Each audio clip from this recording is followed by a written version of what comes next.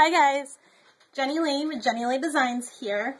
Today I have my first video tutorial that I'm going to post under the tutorials and more section of my blog. And if you go there, jennyleedesigns.blogspot.com, and you click on the tutorials page, you will see that I have a few written tutorials. Since I am now doing video tutorials, I wanted to go ahead and add the video in addition to the written tutorials. I really do enjoy having the written tutorials because you can print them and you can always go back easily and follow through the steps. However, the video tutorials are nice because you can see from start to finish how that card actually goes together. I started with the triple stamped card because I have this beautiful new stamp set. It's on page 12 of our Seasonal Expressions magazine, and it's absolutely beautiful. I'm so in love with it. It's called Wavy Blooms, and it's our Seasons in Nature themed stamp set, and it's just gorgeous. It's got all these big, huge, beautiful flowers that are awesome to use with our new Sheehan markers, and then it's got a couple of different little cute sentiments on it. So I'm going to take one of these flowers and I'm going to turn it into a triple stamped card. So let's go ahead and get started with that. Another thing that I wanted to point out before we started is that I'm using craft cardstock as my base, and I'm using this beautiful pear cardstock as my neutral. So I did it a little backwards today, but I think that this will bring out those flowers and it'll make it look gorgeous, so I'm pretty excited about that. Okay, so let's get started with the cuts of the craft, which is again my base. I did an 8.5 by 5.5 standard A2 cut. I'm going to go ahead and score that and fold it in half, which will turn this into a 4.25 by 5.5 card. With that, I just went down an inch on all of my layers. So my first layer is going to be 3.25 by 4.5, and then my top layer is going to be 2.25 by 3.5. So again, it's just going down an inch. With my neutral, or with my stamped layer, I went down by 1/4 inch.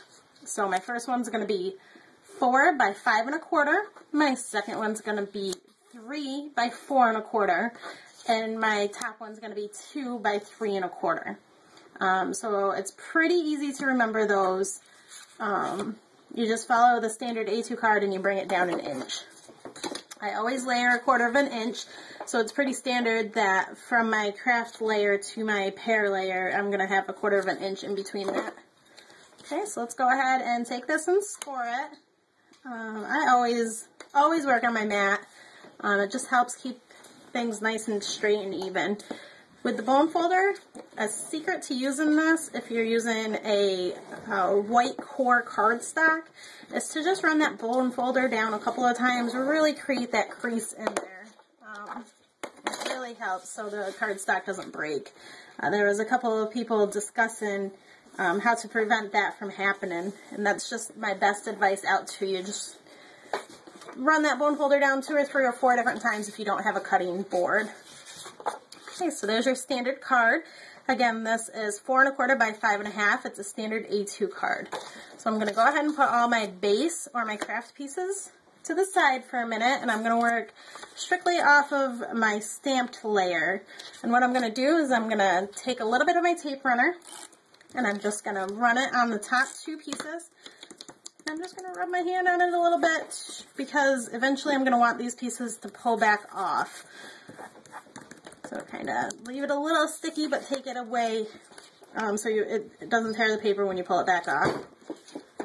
Do excuse me, my dog is after my cat, so that's who you hear in the background. Okay, so let's line these up. I'm just going to line these up right on top of each other. Okay. Put this one right on top. Okay, well again I am using the Wavy Blooms. I believe I called it Blossom earlier. It's Wavy Blooms, and any stamp set right now would work. I tend to stick to flourishes when I'm doing these just because I like the outcome of it. Again, any stamp set's going to work. It's really whatever your preference is on that. Another thing that I like to do is I like to keep to larger stamp sets just because I do like the look of them. It's really all up to you though, however you want to stamp that. Whatever you want your finished card. Maybe you want to do, I don't know, birthday presents because you're doing a birthday card. Maybe you want to do, you know, little graduation hats because you're doing a graduation card. Whatever you want to do, it's completely up to you with that stamp. So I'm using Archival Black, and I am simply going to take this. This is the back side of our stamp set.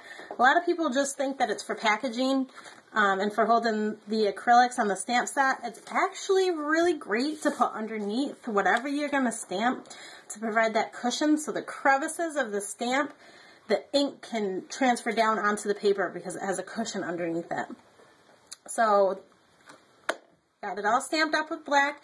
What I'm going to do is I'm just going to randomly stamp all over this paper. And then we're going to pick it back up and we're going to layer it down with the craft. And it's easy peasy, just like that. So let's go ahead and I'm actually going to open up my black ink again, just in case I need to re-ink it. So let's go ahead and get going.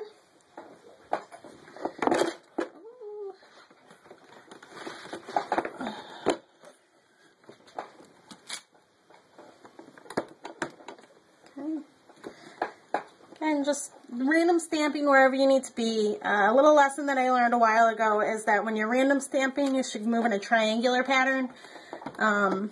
It's completely up to you. I think random's pretty random, so I don't really ever follow any set guidelines.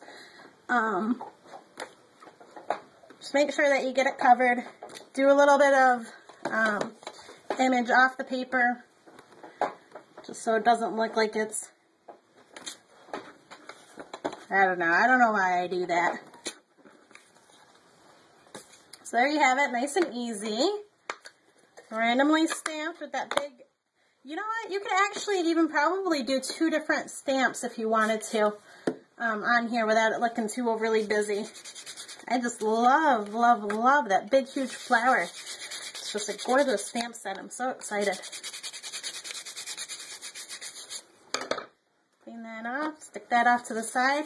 Okay, so now what I'm going to do, this is why I wanted you to kind of tap that, because we're now going to pull this off, and we're actually just going to layer it onto the base layer, or my craft in this case.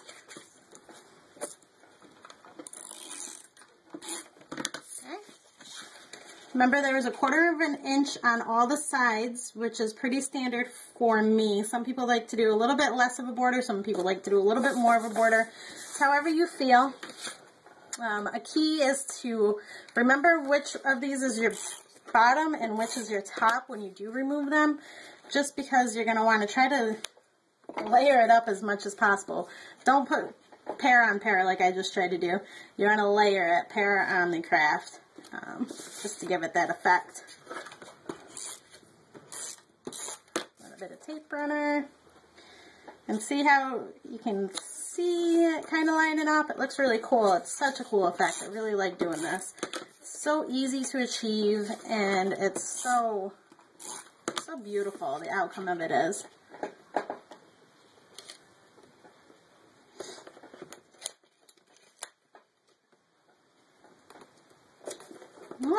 Can't get this one on straight.